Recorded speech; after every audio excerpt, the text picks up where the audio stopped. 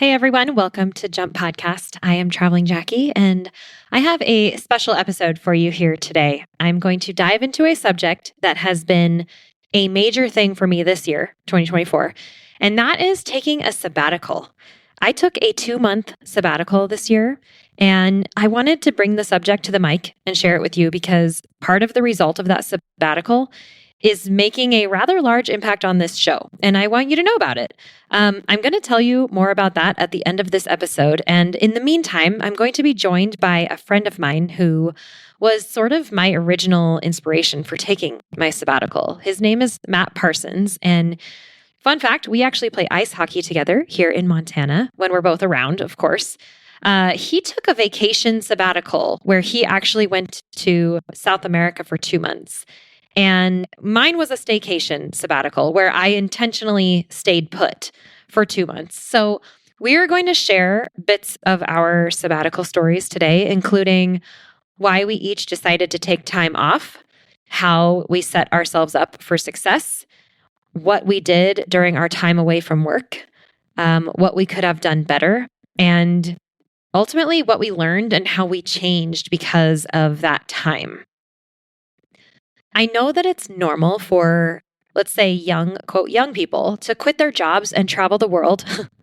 I know because I think I've done that more times than I can even count on 2 hands. But I like this topic of sabbatical for those of us who have jobs that we specifically do not want to quit.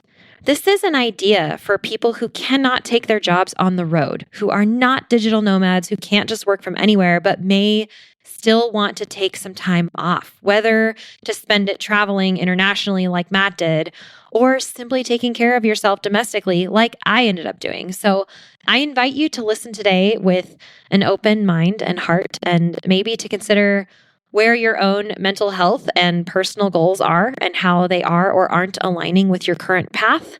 And maybe consider whether taking a break, taking a sabbatical might be a good idea for you. We are going to show you how it looked and worked for us. We're so grateful to Osprey Packs for partnering with us and supporting the podcast, so please stay tuned for more about them later on. I have an opportunity for you to join me in real life for some real travel. Here's the latest Jump Adventures update.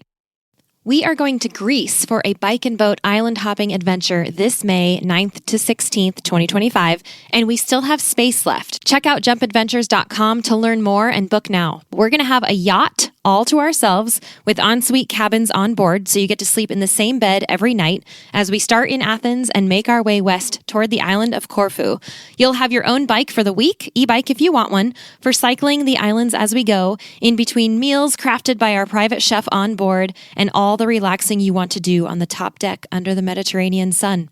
These bike and boat adventures are our most carefree and relaxed trips. All you have to do is say yes and show up, and there's still space. Head over to jumpadventures.com to grab your spot now, and we'll see you there. So, Matt, welcome to the show. It's really special to have you here, so thanks for being here. Yeah, thanks for having me, Jackie. I've already, told everybody a little bit about you, but I would love to give you an opportunity to tell the listeners who you are and where you are and what you do, just a little bit about yourself before we get started here. Sure. Well, my name's Matt Parsons. I am a Bozeman resident and grew up in West Virginia, spent some time out west and kind of fell in love with it. And my wife and I decided that we really wanted to find a place where we could call it kind of our forever home. And so we ended up here in Bozeman, which is as you know, Jackie, fantastic place to be. I spent a lot of time in the outdoor industry, selling outdoor gear, backpacking, skiing, things like that, and kind of found my way into this organization that I work for now, which is called the Gallatin Valley Land Trust. We do private land conservation, and then I also I work on the trails side of what we do. So I'm a trail planner. We build trails, maintain them, and we have about 100 miles of what we call our Main Street to the Mountains community trail system. That I know very well. 3 boys and 2 dogs. Nice. And one of your favorite pastimes is? Well, playing hockey, of course, with you. And yeah, I love skiing. I love getting outdoors. Trail running is kind of my latest passion project. So I've been trying to do more longer races, and it's really fun. One of my favorite things to do, as you know, is to go out and find far-flung adventure races to do. Yeah, you've been taking those international lately, which is so cool. Yeah, it's really neat to race with folks from different places. So Yeah, yeah, cool. that's me. Yeah, thank you. So, the reason that you're here today to chat with me is because we have both taken sabbaticals from our work. And the biggest difference is that you took yours international. You went to South America for 2 months, and mine was a staycation sabbatical. I stayed here, and this was just over this last summer here in Montana for 2 months. But I wanted specifically to talk to you about this for a couple of reasons. One, not just to highlight kind of the, I guess it's more of like opening people's minds to the options that they have to take a sabbatical, because I think you were actually my inspiration. I mean, we had a conversation a couple years ago in the locker room that you were going to be leaving and taking this sabbatical. And we went into the nitty gritty about even what your out of office was going to say and like your plan of everything. And apparently that really stuck with me, because come this year, I knew in my heart that it was time for me to take a break and take a sabbatical. And of course I thought about you and yours, and I was like, well, 2 months, like I had this timeline in my head because that's what you did. And even the out of office thing, which we'll get into kind of the details about it, but I loved having the conversations with you around your sabbatical and then the inspiration that it eventually provided to me for mine. And so I figure if we can, maybe pay that forward and open some people's minds about some ideas of stopping work to go travel, or stopping work to not travel, but just to set free the mind and the heart of all the things that are going on in life. I thought it'd be fun to talk about all of that with you today. So that's why we're here. And yeah. And so for starters, let's start with why we both, but we'll start with you. Why did you decide to take your sabbatical in the first place? What was it that led you there? Yeah, the very simple answer is that because I could, because I can, and the organization that I work for actually allows us to take a sabbatical after 5 years, and this was a totally foreign thing to me, by the way. I always thought sabbaticals were for college professors, and the idea was to go off and get a second degree or write that, novel or whatever. So when I came to GVLT, I don't think I had any idea really that there was a sabbatical. And in fact, I don't think anyone had actually ever taken advantage of the sabbatical policy. Wow. Until I was here for maybe 2.5 years. And a fellow named Dan took off and left me with a big pile of work that he was supposed to be doing, and he left for 3 months. So Dan kind of set the tone for the organization, and we've since had a lot of people take advantage of that. But it was right around the 6-year mark here at GVLT where I said, it's my turn. And Dan had actually left, so I couldn't dump all that work onto him. Pay him back. there were several people who picked up my load, and yeah, the idea here was not to go off and get a second degree or write a book or learn something new, but just to take a break, to relax, to go on an adventure, and to take a chunk of time that you wouldn't normally get in a 1 week or 2 week vacation. And so it was a fantastic opportunity to unplug. And I really it did take me a while to figure out where I wanted to go. But as you said, South America was definitely on my radar. And so I made it happen. So amazing. That is one of my favorite phrases, by the way. Just make it happen. Just, do the thing. Did you have a lot of conversations with people around the idea of the sabbatical? Were people like, wait, what? What are you doing? And your company is allowing that? Yeah, I definitely had conversations, and I absolutely got the kind of cocked head, like, huh? You're doing what? And particularly because, I have three children and a wife, the first question out of everyone's mouth was, well, your wife is allowing you to do this? Mm-hmm. Mm-hmm. And my answer was always, she is. In fact, she is encouraging me to go. I don't know what that says about our relationship. I think it's That she amazing. was like, go, shoot. But she definitely supported me through this. And that was a big part of me being able to, to go off gallivanting around South America for 65 days. Was the support that she gave me, not just by watching the kids, but just kind of being encouraging and working through what I assume was a pretty rough 2 months. Yeah. I feel like, that support within your family unit is essential in order to do something like this. So you're very fortunate that you guys are in a relationship that allows for that. That's some incredible support right there. And I will say that, living in a place like Bozeman, it definitely, I guess it kind of normalizes this a little bit. I would say that the people here in Bozeman were much less shocked that I would be doing this. And then, like, let's say where I grew up in West Virginia, where the idea of even going to South America was just mind blowing for a lot of people. And so, working in the outdoor industry, of course, I came across many professional athletes, climbers, folks like that. And the expedition kind of mentality is very strong within that group. And I've read countless books about very supportive spouses, and so it wasn't as foreign as you would think. But also the reality of being away for 2 months at a time from your family, it definitely it took some commitment, some planning, and and then a lot of like doing the dishes when I got back. That's amazing.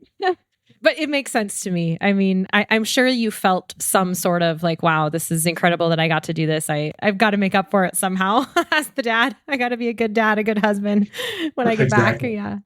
I turned into super dad when I got back. You can ask my wife, but I'm pretty sure that's faded some in the last 2 years. I've been wondering about that because I remember you saying how much more that you did, but you were energized to do that when you got back, which is, I think, something that we'll get into a little further on in the conversation because that's part of the, the rewards that you're reaping in doing this.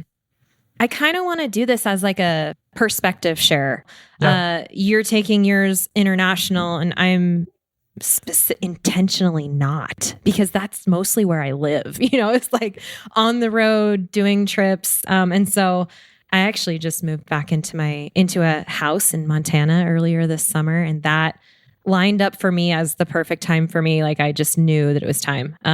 So you said it was open to you as an employee, which I think is so rad. And for me,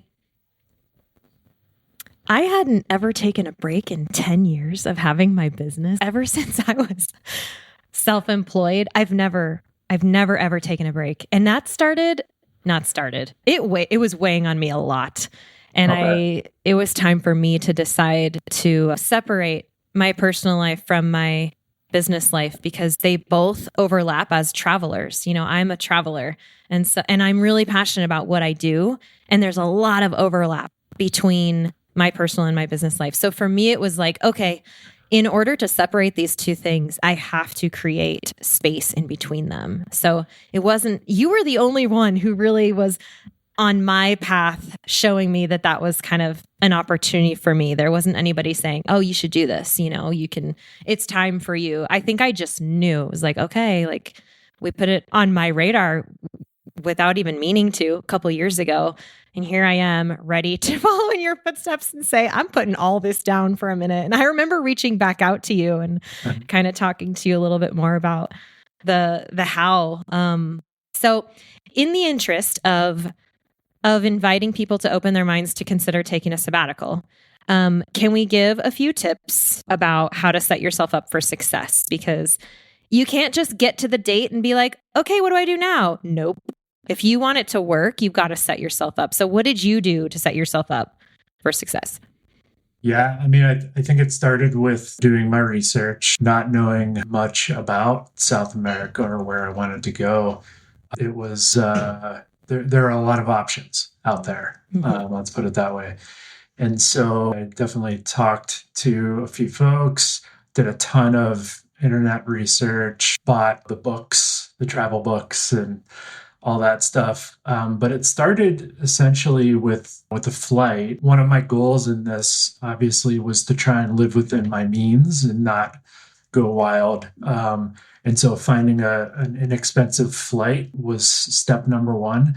And before I even knew I wanted to do this in South America, I was kind of looking around at different places. Hey, wouldn't Australia be cool? But Lima was actually Bozeman to Lima through Panama City or something like that was like $450 flight or something like that to fly internationally was huge. And then, that kind of set me up to look at Peru, which was totally foreign to me. I had heard of Machu Picchu, Of course. and Lima, but knew nothing else really about that. So I had a really great conversation with a gentleman who lives here in Bozeman, a famous climber who I had known for a while now. Martine kind of guided me through a bunch of the Peru leg of my journey. And so having conversations with him over beers was extremely helpful and kind of he convinced me to go a few places that I'm now eternally grateful that that he talked me into, like including the Wash, where I know you've been there. I haven't. That's why I'm like so interested in it. Yeah. You haven't. I'm super interested in going there. Yeah. So getting kind of off the beaten path it definitely involved a lot more coordination and research. But I essentially gave myself, a certain amount of time between cities to do the traveling part of it, knowing that I would take buses or collectivos or maybe hop a flight here or there.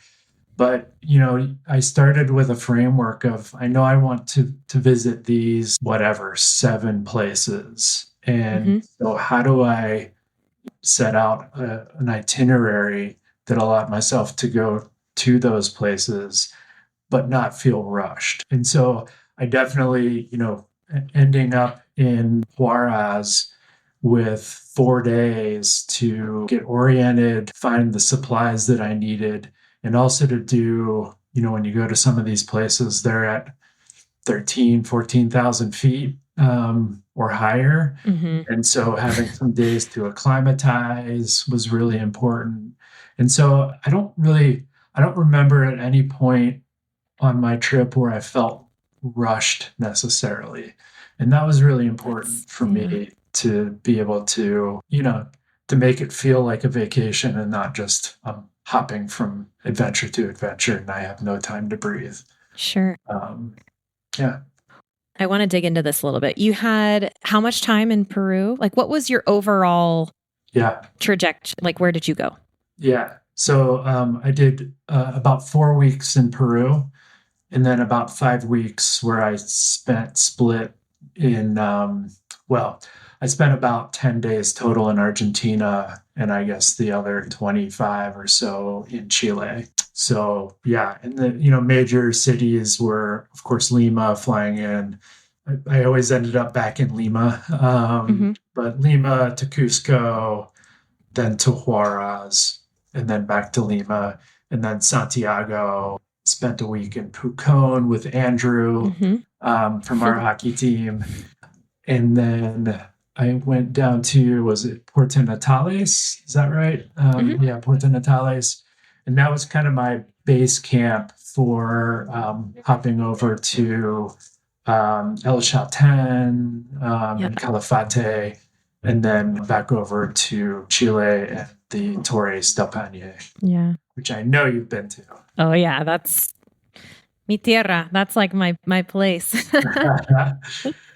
So that was, those were the big kind of areas that I definitely wanted to hit. For Chaten, it was really getting to go see the Fitzroy and hanging out in a cool mountain town and getting to do some day hikes. But that Chile was an incredible place, and I spent most of my time there when I was down on the southern end of the continent. But yeah. I want to ask you, in this whole couple of months that you spent, you had an out of office in place that said, "Don't email me, I'm deleting this." Basically, it's like, "Hey, thanks, I'm gone, and if this matters, you'll come back around because I'm going to delete my whole." I think I sent you something during that time, and I saw this out of office. I was like, "This is incredible." That out of office stuck with me because I ended up doing like the same thing. Essentially, I didn't delete my inbox, but I think you did, right? Yeah, this was my way of really kind of saying, I'm setting this 2 months aside and I'm not engaging in work. And so I won't take full credit for this because someone that I know who works in the conservation world, whose name is Hillary, she told me about this way of dealing with her sabbatical. And that was, if somebody emailed me, the auto response was, email me upon my return in mid-November. When I get back, I will be deleting my entire inbox. So if it's important, reach back out to me. I'm not going to read this. So good. So I did cheat a little bit though, and went back through, and but it did take care of a lot of the emails that I would typically get. Definitely. Well, I used the same tactic. So thank you for that, because it definitely, it helped me write my first out of office ever. Like I hadn't ever made one. I was like, well, here's an email address for you to send if you want something now. And because I had tapped, one team member for help, and the rest was like, come back in September, and people were great. Most people were really receptive of me taking the time off and encouraging, and I found that really, really helpful, really made it easier for me. But I was going to ask you, was there anything that you did that you could have done better during this? Like in order to put that boundary up around yourself and your sacred time that you get off, was there anything you could have done better that you would like to share? Boundaries are always difficult to establish. I think, again, I'll give a heap of credit to my wife, who tried to keep all of our communications super positive. We also had to talk about the kids sometimes, and that can be difficult when you're thousands of miles away and one of the kids is acting up, and it's hard, to parent from that far away. Mm-hmm. So, but, I really didn't have a lot of issues with kind of setting those boundaries. There was one project that I really was, I would say, personally invested in, a big plan that our city here was putting together that really affected my work for the next several years. And so I allowed myself to review a rather large document on a 9-hour bus ride. And I told myself that was okay, and that I had prepared myself and had instructed the folks that I work with that when they see this draft come through, that I really want them to text me and tell me to go break into my email box that I told myself I wouldn't check, and do that. And I'm really glad I did. It kept me in tune a little bit. Okay. And yet I didn't really feel the work anxiety or anything like that would typically be attached to something like that. So That's good. um, Yeah. yeah, and it really did fill an 8 hour, bus Oh ride my to goodness. Juarez or wherever I was headed at the time. I cannot believe that you were able to look at a document on those roads. Yeah. You Well, must not get particularly car because sick. it was on my phone. Oh my gosh. So Yeah. yeah. Right. Of course it was. Uh, Yeah. Oh my um, goodness. yeah. But the whole process that we go through here for preparing for the sabbatical is a good one. And that's, we have to show our supervisor, for me, that's the executive director here, a plan, a sabbatical plan, and it has to demonstrate what projects you're working on, who will be picking those projects up, and essentially just making sure that everything gets covered, that things don't slip through the cracks. And that was actually a great peace of mind for me, knowing that I had really competent people back here doing the things that needed to be done, and that everything else could be put off until I got back. And I have a little bit of a mantra here. I think the work we do is really important, and it brings a lot of people joy. And for a lot of people, the physical and mental health benefits of trails and being in the outdoors is life saving. But I like to say that nothing we do here is an emergency. It's not like I am a doctor or something like that. And that in most cases, we're not saving lives, right? And so it can wait a few months. Yeah. And the timing for my sabbatical was really intentional. And that's one of the reasons why it led me to South America, was that I couldn't do this in the summer. I couldn't take 2 months off in June and July because that's our construction season. And so the fall is really when things start to slow down here at my job. And so, yeah, I wasn't going to miss anything earth shattering. And I knew that. That was great. I will say one thing about the timing that is kind of unfortunate is that I'm really busy in the summer. And my wife, who's a school teacher, is off all summer. And so, we've talked about, wouldn't it be nice if we could take the kids and go off somewhere on the next sabbatical? But summertime just really isn't an option for me. So, yeah, fall it was, and that just happened to be spring in Chile. Yeah, right. I love that mantra, going back to that. I think that's a really healthy mindset going into a sabbatical. And I feel the same looking back now at my own time off.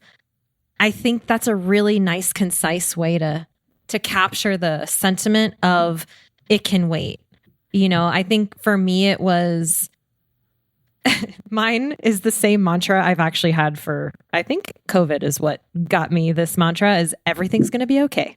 Like everything is fine, but really I held to that everything is going to be okay. And even if it's not okay, it's still going to be okay. It's not an emergency. And getting over that is a hard thing for you when it has to do with your job that you're passionate about. But I think it's so important to have that in place before the sabbatical so that it can be your guiding light through the whole thing. Is, nothing here is so important that it can't wait however long, insert X amount of time, to be brought back to my attention. I agree. And I think that's the healthy kind of boundary that you set for yourself at work. And if you can't do that, it can make things harder than they already are, I think. So, Totally. Yeah, learning that, that the world doesn't revolve around you is a really it's a relief. It's liberating, right? it's kind of freeing in some ways to know that if you were to get hit by the proverbial bus, that things march on and you're not that important. And that sounds terrible, and some people would just, I think, be shocked by that or repulsed by that. Like, no, I'm what holds this place together. And you know what? You weren't here when I wasn't here when the organization started, and I won't be here in hopefully 10 or 15 more years. Yeah, right. And So guess what? They're going to go on without you. they're going to go on. Exactly. I think it was a little harder as the person who wears all the hats. I don't have as much help, and I was the beginning and I am the end of my business. And so that was a little harder. And I think that that's ultimately why I hadn't done it until now. However, it's also it was incredibly liberating to step aside and let somebody else come in and handle some of the things that I don't have to be doing. And it is a harsh thing to what you were just talking about. It is a harsh thing to kind of come to grips with when you're an employee, but an employee is replaceable. You are, and this is your life. What are you going to do with it? Are you going to let your boss tell you can't take a sabbatical? Like, even if it's not written into your policy, maybe you can make a plan for it, like what you had. Show who's going to take care of what when you're gone, like what's going to happen, because I think that once we put all of that into place, once we get over the fact that we can be gone and things happen without us, which by the way, every time that I go on these international trips and I come back to Bozeman and it's still Bozeman, people are still playing hockey, like that restaurant's still open. Things are still going exactly the same. It's just that I've been gone. And yes, I have changed, but nothing that I've left behind is so different that I can't just reinsert myself, or I don't know, whatever it is where that aligns with the life that I want to live, to just pick it back up. And it's like in the same line of these things will go on without you, no matter what it is that you're doing while you're gone, why it is that you leave. And I hear you on the, you run a company and it's busy and people rely on you. And I'm sure you do have emergencies more than I do, but it's also something that you can park that for a little while. And I think what you were saying about, you just kind of realized it was time. I did want to say something along those lines. And that's that, the reason we do this, I remember saying, and I kept people updated on Facebook, for back home. And that was really fun, by the way, writing daily summary of what I was doing and including some photos. I really look forward to those times where I could sit down and do that. But the idea behind this sabbatical policy was that we would have better retention for our staff if they had something like this to look forward to. And I've definitely felt that. Like, I'm looking forward to my next sabbatical in another 3 years or so. And I think it's kind of in some ways working. Of course, that's not the only thing that matters in your job. You need to have fulfillment and pay and things like that. But I remember saying something like, they can't pay me in the nonprofit industry as well as they could in the for-profit industry. So they do cute little things like allow us to go on sabbatical every 5 years or something like that, which is also true. But I think it really is more about just allowing yourself time to breathe and to... We'll come right back to that. Let's take a moment now to thank our wonderful show sponsors. Osprey is the market leader in technical outdoor, travel, and everyday packs. And I've personally used Osprey packs since 2015. My favorites are the Fairview Trek 50 for multi-day hikes, the Cirrus 24 for day hikes, the Transporter Rolling Duffel 60, which is my trusty check luggage for faraway adventures, and of course, the countless packing cubes I use to organize everything that goes in them. We are proud to support each other on the podcast and beyond. We love getting outside, and we want to see more people outdoors. So find out more and join us at osprey.com. Think about what you do. And I really, just like when I came home to my family and was kind of felt that rejuvenation and reinvigoration and wanted to be super dad, I certainly felt that when I got back here and started hearing the stories of what happened while I was gone and some of the things that we made progress on without me. And I was really reinvigorated in my work to keep doing what I do, building trails for folks. And I think I really I had maybe more respect for my coworkers who helped me, get through this. And I had more respect for the organization. And it really kind of solidified some of the things that I, had begun feeling early in my career here. In the first 5 or 6 years, it was just amplified when I was able to go off and do this and come back and know that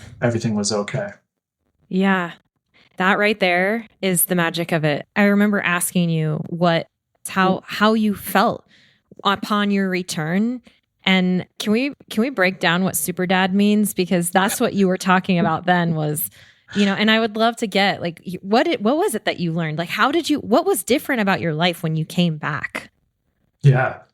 Well, I mean, the first thing that I wanted to do was to take charge of the kids and all the chores. And when you work hard during the day and you get home, sometimes all you want to do is go out or sit on the couch or watch a Netflix show or something like that, right? Like there's this kind of feeling you want to escape a little bit, and the pressures of home life just come crashing down on you, and you're like, well, shit, I have to make dinner for 5 people and then do the dishes and then fold the laundry and put the kids to bed and make sure they brush their teeth and blah, blah, blah, blah, blah, blah, blah. It's just like a never ending list of things that you need to do. And yet when I got back, I was just like craving those things, right? Kind of craving a little bit of the schedule, getting back to normal and really wanting to spend time with them.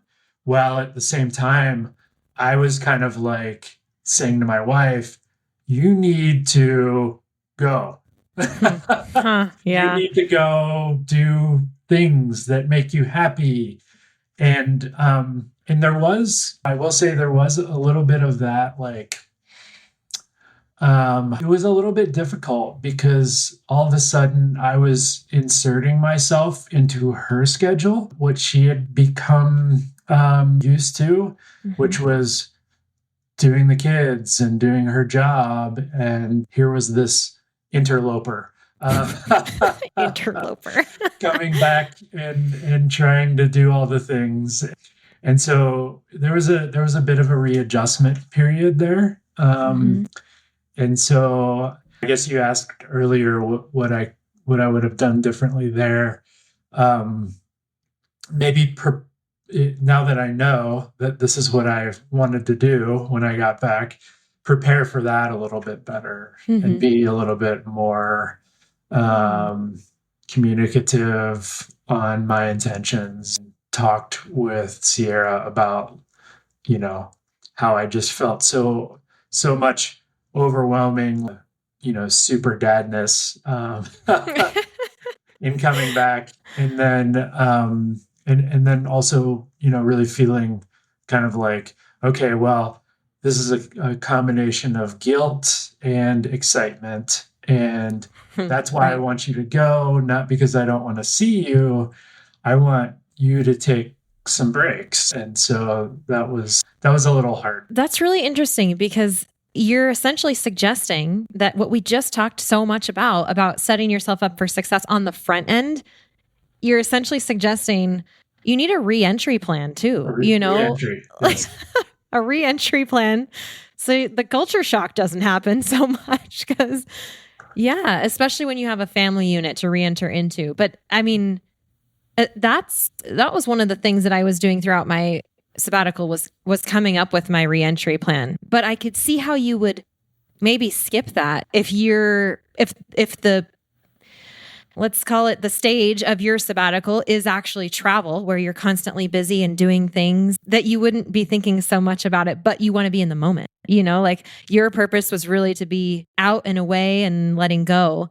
And so maybe the re-entry plan, could have been what you could have done better. I love that, actually.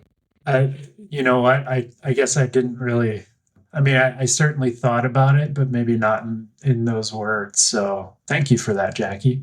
I think that's true. I didn't spend a lot of time. I think I made a huge assumption, probably, that I would just show up and Sure. everything would be the same as when I left. And that was not 100% true. I do know that, everyone was, at least they said they were happy to see me. And that, there was, a lot of excitement for me to be back and all those things. But the reality of me even just being present in the house was something that they hadn't been used to for 2 months. Well, for next time, Re-entry plan. You're taking notes from yourself. Yep. I remember one thing that you said right after you got back from your sabbatical, and we were in the locker room after a game chatting it up about your sabbatical, and you said that you couldn't believe, like you were surprised at how much you did. And when you came back, it was like something that stuck with you was actually how much you're capable of doing in a day. And that, I think, was part of what created Super Dad. Was you're so used to being, you have just accomplished so much. I mean, if you look at your travels and you did all of these things, you went all these places, you met these people, you did all these activities, and that was only within 2 months. You did all of that. And so upon coming home, you're kind of realizing, and you were energized too, you're realizing how much more you can accomplish in one day, which is what gave you the drive, I guess, to do all the things. Is that right? Yeah, I mean that's a really astute observation there, Jackie.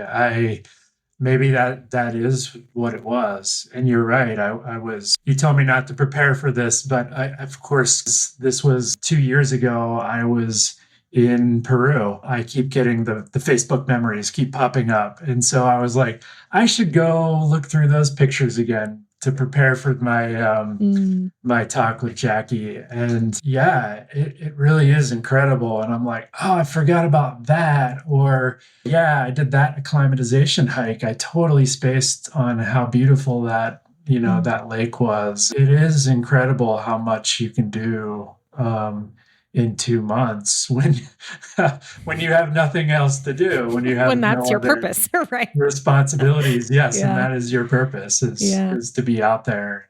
One other observation that I'd love to make for your listeners is that, like, I saw all these incredible places. I climbed incredible mountains and floated down incredible rivers.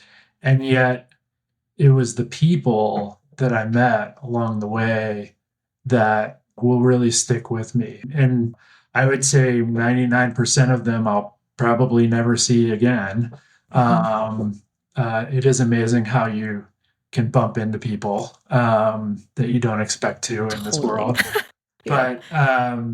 But yeah, it was the people, and I say that meaning the people that I met and spoke my atrocious Spanish to, who did not speak English, and then also all the kind of fellow travelers. And so I'm 47 now, which would have made me 45 when I went on this.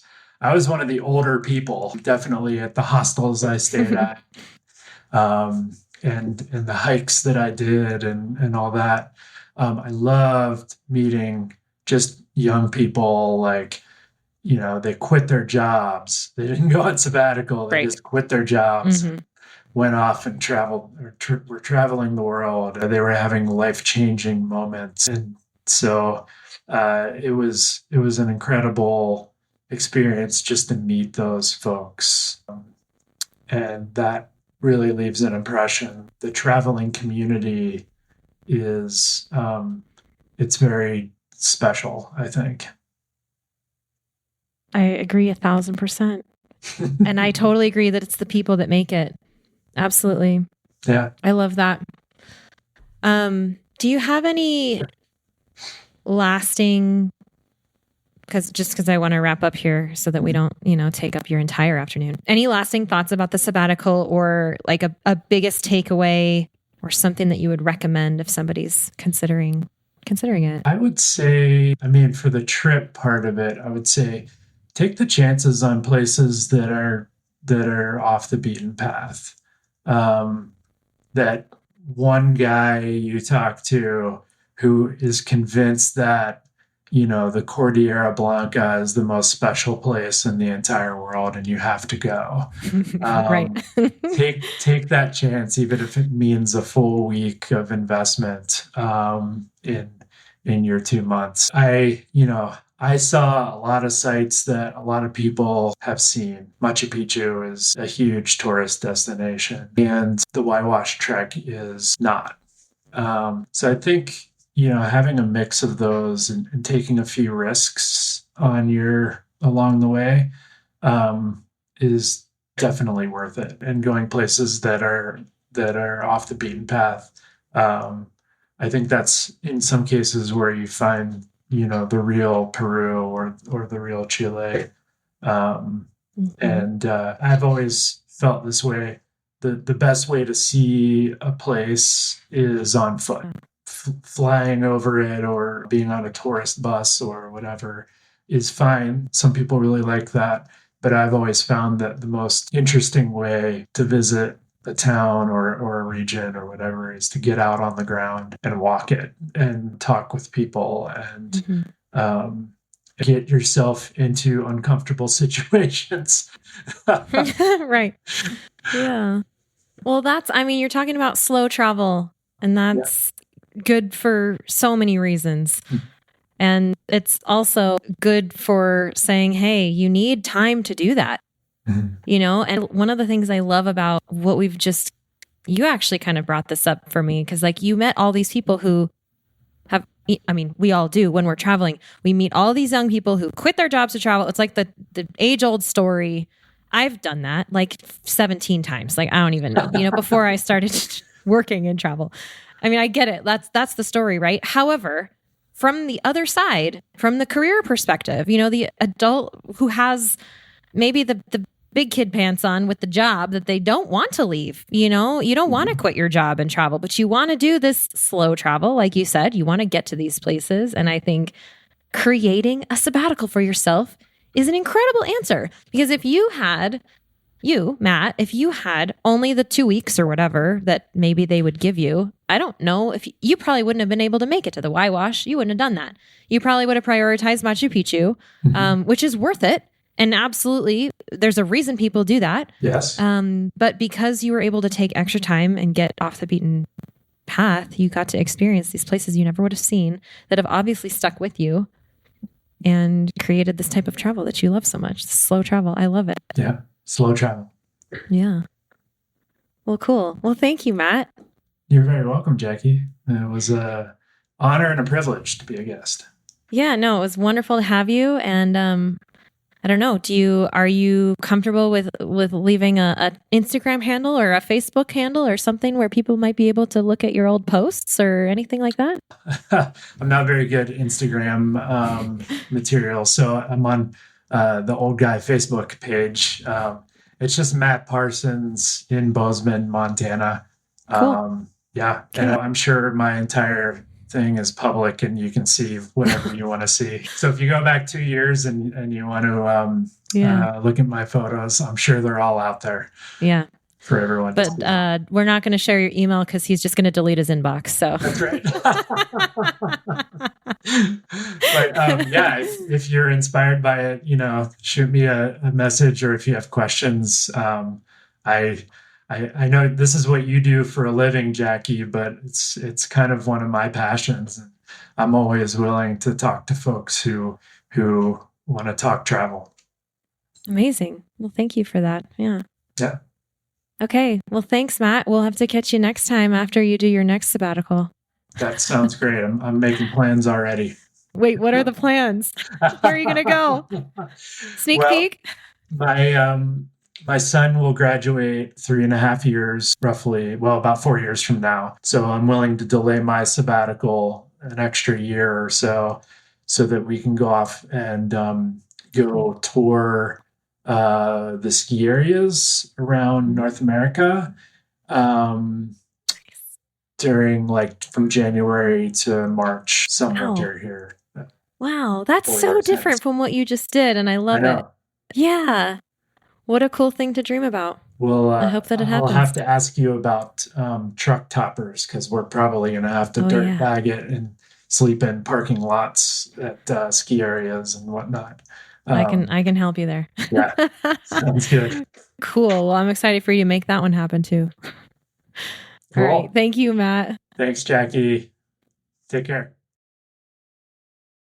All right. Thanks again to Matt for sharing his perspective and his stories about his sabbatical that he took. I wanted to add some more about my story because I love what we kind of uncovered during that conversation, Matt and I, that there is this whole contingent that I used to belong to of young people who would quit their jobs and go travel. And it's such a normal thing to hear that story online and on blogs and across the interwebs and even just out in the world when you're traveling and you come across these people who are just endlessly traveling. They just quit their jobs, whatever. And I know that there are a lot of us who are on the other side who have jobs that we love, that we want to keep, but we need to take some time for ourselves. And I really want to lean into that and encourage you guys to consider taking a sabbatical, because through that, I want to tell you a little bit more about my story as the host of this podcast and someone who you guys know that I like to share behind the scenes, like what's really going on. And I definitely had a moment this year where it was time for me to take a sabbatical. And so I kind of want to share my story just in the interest of saying, hey, if this is you too, you're not alone and there are options for you, and to maybe consider that you could take a sabbatical from the job that you love, or maybe you used to love it and you want to find that again and you're just not ready to give it up. Like I said before, this is your one life, and are you going to let a boss or some obstacle really stop you from taking the time that you need for your mental health? Because above all, that is what I would encourage you to protect, is your mental health and your heart state and where your decisions are being made and where you want to be in your life. And if you're not, if your dreams and goals aren't aligning with where you are, then maybe this is something you could consider. And so when I decided that it was time to take a sabbatical, it was mostly because of what I just said. Things just weren't aligning. What was happening around me in I will say with work, because work is the thing that I took a sabbatical from. With my work, which is interesting because I'm the one who creates the rules around here, right? And any entrepreneur out there is going to resonate with that. But I felt like maybe the direction I was going wasn't the direction that I should be going in a way. And I don't want to should on myself, but I knew I had questions and I wanted to take the time to address them and to kind of get to the bottom of my plate that was so full that I was so overwhelmed that I couldn't concentrate. I could hardly work on projects anymore. And it was just time. And so I set up some boundaries going into my sabbatical, and I tapped a couple of people for help in establishing those boundaries and just giving me some space around it. And back to the plan idea. Matt and I talked about how we set ourselves up for success, like what needs to happen in order to go into a sabbatical successfully. And I knew when I was going to take this time. For me, it was July and August of this summer, 2024. And as we were in June, and I'm like, I still don't have a plan. And if I don't set a plan, it's not going to happen. Like if you don't create a plan, then, a plan won't happen. And I think setting aside time like a sabbatical is so important because it's such a big deal to take time off that it's not going to be real unless you really put a plan into place. And so I have some things bulleted out that I wrote down for my plan because with Matt, it's easy. It's easy. It's not that easy. He's going to plan an entire trip to South America and visit all these destinations and whatever. But in his case, he had those 7 destinations that he created a structure around. That's a good place to start, right? I had a list of things that I wanted to do, that I would give myself permission to do. And my overall hope, without putting too much pressure on myself, was that through these things that I said I would give myself permission to do, I would clear my plate and get to the bottom of the chaos that I felt so that I could map out a sustainable way forward that could be implemented by the time I came back from my sabbatical. So 2 months later. And I actually hired a business coach to help me because I didn't want to face that part of creating a new plan. I didn't want to face that part alone. And so the business coach was definitely something I would highly, highly recommend if you guys are thinking about this. But here are the other things, the kind of random things that I wrote down for the in-between time. And these are literally from my notes. So they're sometimes questions, sometimes just, scratch notes, just ideas. Commit to a workout routine, weekly massages, commit to a meditation practice, play as much hockey as possible, go visit mom and dad, no interviews or work meetings in that time. Write. Ride mountain bike a lot. Create a statement for refusing to talk about work in everyday conversation. Read 10 books. It's okay to spend time reading during the day. Give myself permission to rest my mind. Do 4 coaching sessions. Those were the things that I wanted to create in my everyday life during the 2-month sabbatical. Beyond that, it was going to be resting. I mean, honestly, you guys, I spent a lot of time sitting and doing nothing. Or walking and doing nothing, just staring at the sky and just pondering, just letting myself relax. And it was so powerful to pull myself away from the busyness of my business that it completely changed me. Those things that I set out as my goal, it totally worked for me. My biggest mistake was that I didn't set a boundary right away for the fact that I am an entrepreneur and I do wear all the hats, and I am the one that has to everything answers to, and I knew that going into the break, there would still be some things that my team would have to talk to me about. I knew that there would be questions, there would be things at certain times that they wouldn't be able to deal with. However, we didn't schedule the time for those conversations in. And that was my biggest mistake at the very beginning, because going into the sabbatical, there were a lot of fires that needed to be put out right away. And without scheduling time to talk about those, it meant it left it wide open. And so my biggest advice would be, when you set those boundaries, make sure that if you need to set timing around those boundaries about when you can talk about work, then do that. Because it ended up being really simple for me in the end.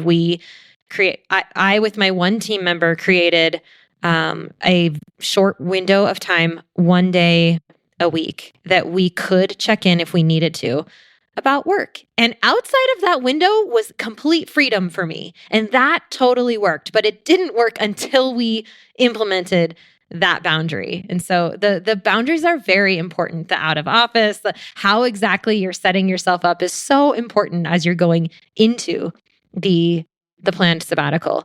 Mine was, like I said, mine was a staycation.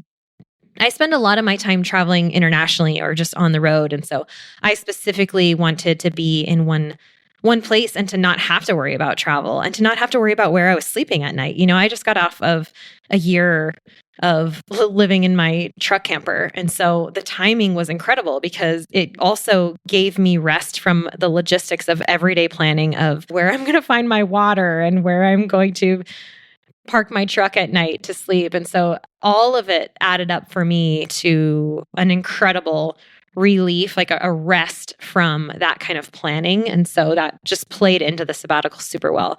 And I did end up playing a lot of ice hockey. I rode my mountain bike a lot. I took a road trip to see my best friend. I flew to Vermont to visit my 91-year-old grandmother.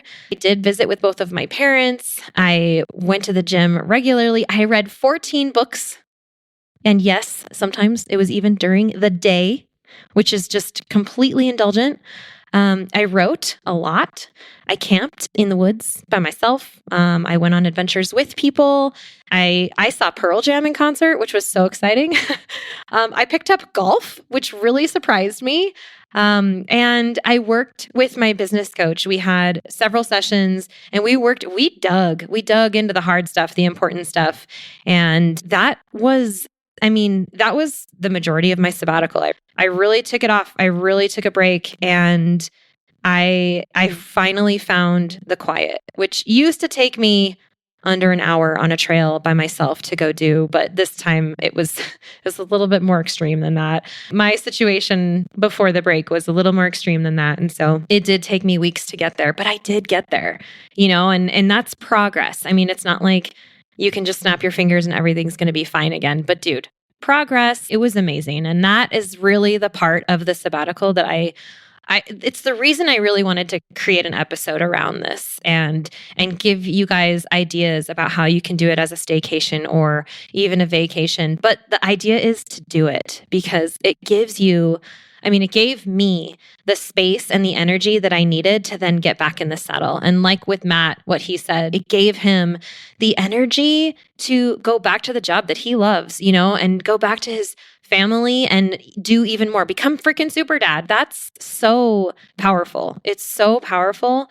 And I want to recap the things that I learned from my sabbatical. I actually have these written down. This is all in a blog post on my website, by the way. So I'll share the link in the show notes for you, or you can go to travelingjackie.com/sabbatical and you can find it there too. But here is what I've learned so far. I'm saying that because it's like an ongoing thing from my sabbatical this summer. Number one, no part of work is more important than mental health.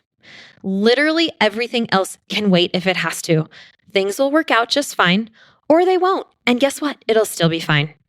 And I plan to pepper time off, including out of offices, into my schedule regularly going forward.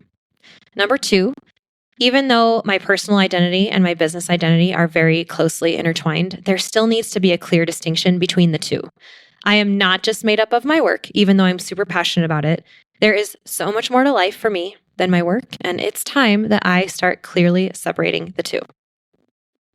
Number three, there is no someday, and my biggest goals for myself are just as important now, today, as they ever could be. I've already started making time to progress towards these goals, and I feel in my bones that doing so is worth every second that I choose to show up for them. Number four, this part is a little weird to say out loud on the podcast, but I recognized that jump was heading down a path that felt less and less like me, and I don't have interest in building a business that doesn't feel authentic to me. So I'm reining it back in. And that will mean some changes that you may start to recognize in the coming months. And I truly believe that they will be win, win, win, win, win. Number five, coaching is crucial. I started working with a business coach regularly throughout my sabbatical, and my only regret is not having started sooner. My coach has gone ahead of me in my industry and can speak into every angle of my special snowflake syndrome. I feel less alone, more supported, and I have exponentially increased my resources by tapping into this expert's arsenal of people and knowledge. And number six, most importantly, I have relearned this year that I am whole by myself. I felt torn apart by several things over the past 4 years, left unsteady, uncertain, unconfident as humans do because life is hard. And while having help is magic and support is required for almost every part of being human, I am still enough on my own. I have built my life and my business and been successful in both because of who I am. And I will always be enough to show up authentically in everything I do, even if it takes putting everything on hold to remember that.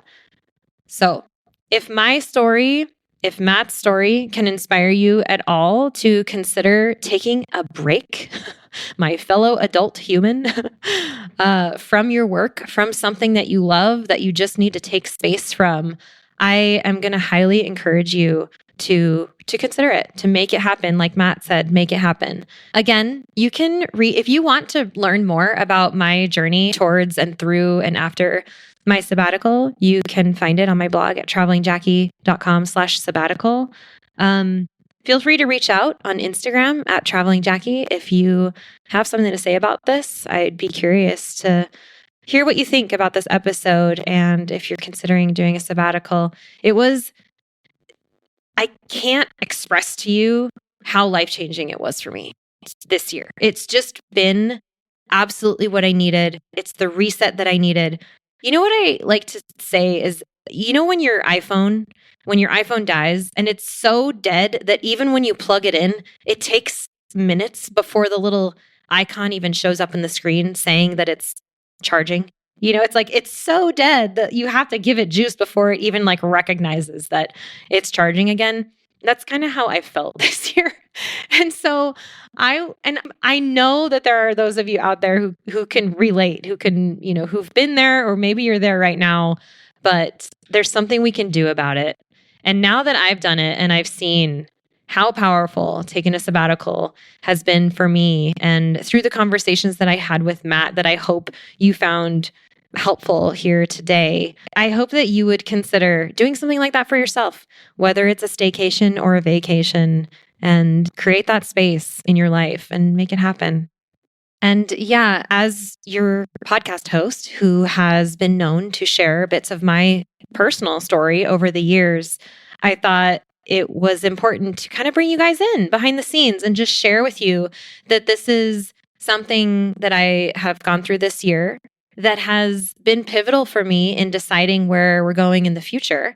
And, as listeners of my show, I want you guys to be part of that because I landed at the end of the sabbatical with this plan to move forward. And it's bringing me back to the show, and so I actually want to thank you guys for being there, for listening on the other end, and for showing up on Instagram and for supporting me through the years and sending me your messages. All of those messages, if you've ever sent me one, they mean more to me than you could ever know. And as a podcaster who's been doing this for 10 years now, the fact that you guys are out there listening, it makes the entire show. And so thank you so much for allowing me to get vulnerable with you and share more of my story and say, hey, things are turning in a good direction, and we're going to be focusing more on the podcast come 2025, which is right around the corner now. And I'm really excited about that. So thank you so much for being here. And please do come say hi on Instagram. I'd love to hear from you. And thank you so much. I'll catch you in the next episode.